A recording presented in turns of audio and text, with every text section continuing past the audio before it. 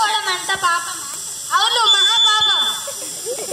తప్పండి, మీలాంటి వాళ్ళు అనాల్సిన మాట కాదు.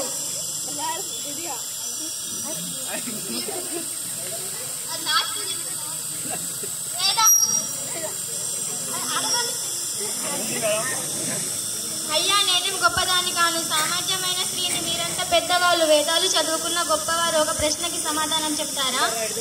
సరే, అడుగు. ఏంటిది ఆ ప్రశ్న? మీరు ఎందుకు చదువుకోకూడదో చెప్తారా? స్వాతంత్ర్య మరాఠీ అన్నారు. మనశాస్త్రం ఏ శాస్త్రంలో ఉంది? ఘోషిస్తున్నాయి స్త్రీకి విద్య అనవసరమని. ఏ వేదంలో అలా రాసి ఉంది స్త్రీలకి విద్య వద్దని?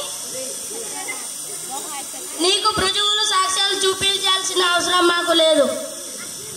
అవసరం లేదా? అలా రాయబడి లేదా? దండవాదం వద్దు. నీతో వాదించవలసిన పని మాకు లేదు.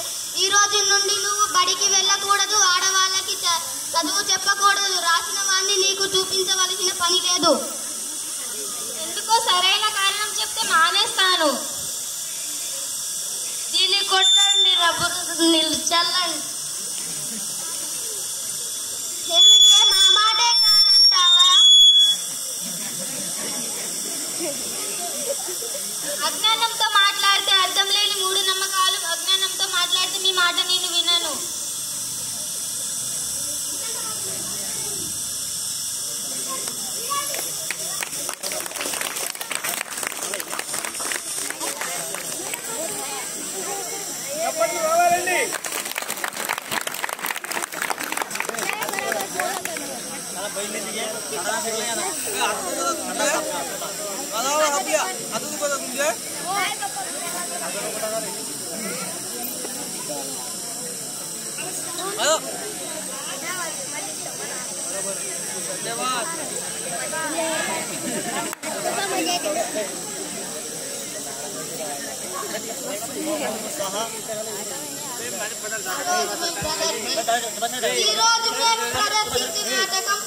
సావిత్రిబాయి పూలే స్త్రీలకి విద్యని అందించడంలో సమాజంలో ఆమె ఎదుర్కొన్న కష్టాల గురించి.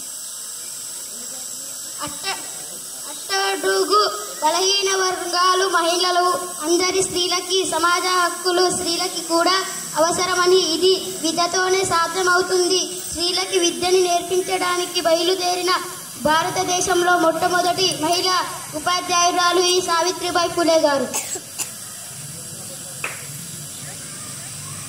సమాజంలో ఇలాంటి ఎన్నో అవమానాలు, నిందలు ఎదుర్కొని పట్టు వదలని ధైర్యశాలి, ధైర్యవంతురాలు.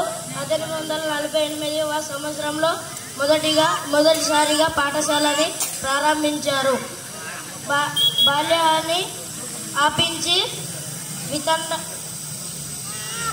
బాల వివాహాలను ఆపించి వితండ అయినాయి స్త్రీలకి చేరదీసి వాళ్ళందరిలో ఎంతో చైతన్యం నింపిన గొప్ప వ్యక్తి సావిత్రిబాయి పూలే. ఈరోజు కళా పాఠశాలలో మా విద్యార్థులు ప్రదర్శించిన నాటకం పేరు సావిత్రిబాయి పూలే. ఆమెను సమాజంలో ఎన్నో ఆటంకాలు, ఎన్నో అవరోధాలు ఎదుర్కొని ఆడపిల్లలందరికీ విద్యను అందించిన ఆమె సమాజంలో ఎన్నో కష్టాలను ఎదుర్కొని ఈ విధంగా స్త్రీలకు విద్యను అందించిందని మా విద్యార్థులు ఈరోజు డ్రామా ద్వారా మీకు తెలియజేశారు. ఆమెకు పిల్లలు అవమానించినందుకు అభినందనలతో పూలతో తెలియజేస్తున్నారు. వెళ్ళండి.